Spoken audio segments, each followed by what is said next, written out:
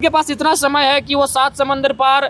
चले गए मेलोडी की टोपी लेकर, लेकिन उनके पास इतना समय नहीं है कि उनके संसद भवन से, उन प्रधानमंत्री आवास से 7 मिनट की दूरी पर एक जूस का बोतल लेकर चले जाते, एक जूस की गिलास लेकर चले जाते। तो अब ये भारतीय जनता पार्टी को मैं कहना चाहूँगा कि जेपीएससी के साथ साथ उन्हें नीट की परीक्षा को लेकर भी प्रोटेस्ट करना चाहिए। अपनी ही सरकार के खिलाफ बात करने से आप गुनहगार नहीं हो जाएंगे, लोकतांत्रिक बल्कि लोकतंत्र का एक सुंदर संदेश जाएगा कि स्वयं झारखंड की इकाई ने प्रधानमंत्री को कहा कि आप नीट में जो गड़बड़ी है उस पर जाकर संवाद करें। ये बड़ा बढ़िया सुंदर।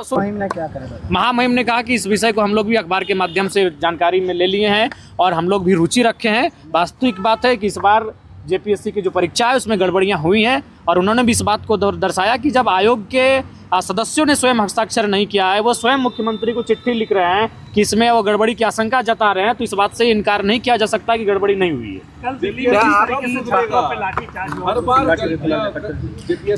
देखिए, बिल्कुल जेपीएससी की परीक्षा, जेएसएससी की परीक्षा इस राज्य में लगातार मजाक का पात्र बनती जा रही है। राज्य के 2 बड़े आयोग, 2 बड़े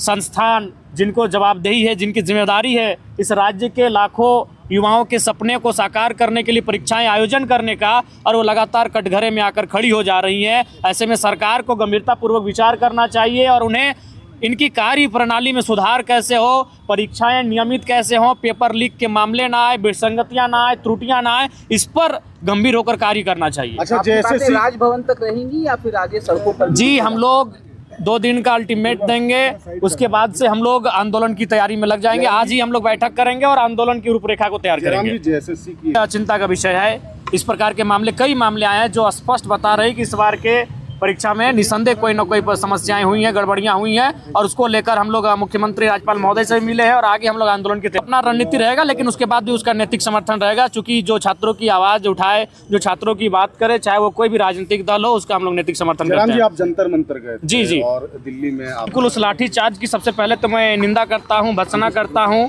कि लोकतांत्रिक भारत में जो युवा भारत के भविष्य हैं, जो बच्चे कल को जाकर इस देश को संभालेंगे, देश को संवारेंगे, उनके साथ लाठीचार्ज की ये घटना बहुत ही निंदा का विषय है। उनकी सिंपल सी मांग है कि आप आकर बातचीत करिए, आप संवाद करिए, और अगर उस संवाद के बाद तथ्यों के आलोक में, तर्कों के बाद अगर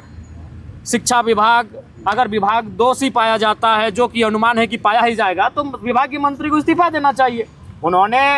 माननीय प्रधानमंत्री को पद से हटाने के लिए तो नहीं कहा है कि प्रधानमंत्री की गद्दी आप छोड़ दें, लेकिन उनकी नैतिकता होनी चाहिए। एक लोकतांत्रिक भारत है और आप कहते हैं कि हम देश को श्रेष्ठ बनाएंगे, तो श्रेष्ठ भारत तभी बनेगा जब छात्रों की आवाज़ सुनी जाएगी, किसानों की